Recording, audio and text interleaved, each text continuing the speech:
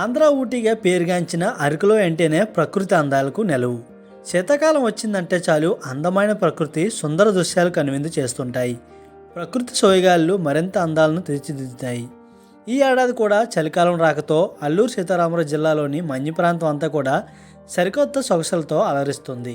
రోజురోజుకి ఉష్ణోగ్రతలు పడిపోవడంతో మన్య ప్రాంతం అంతా గజగజ వణుకుతోంది. మంచు అందాలతో అరకు చాలా బాగుందంటూ పర్యాటకులు అంటున్నారు. అరకు ట్రిప్ ఫ్యామిలీతో వేసాం, స్కూటీస్ మీద.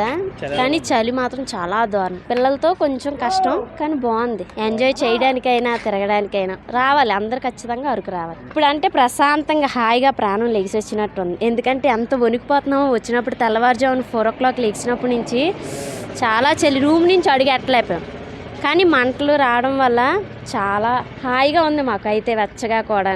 ఆల్రెడీ తిరిగిసాం అరకు. ఓన్లీ బుర్ర ఒకటి ఉంది బ్యాలెన్స్, అది ఒకటే వెళ్ళాలి. ఉష్ణోగ్రతలు తగ్గుముఖం పట్టడంతో అరకు ప్రాంతానికి పర్యాటకులు క్యూకడుతున్నారు. స్నేహితులు, కుటుంబ సభ్యులతో ప్రకృతి అందాలను తిలకించేందుకు పెద్ద ఎత్తున వస్తున్నారు.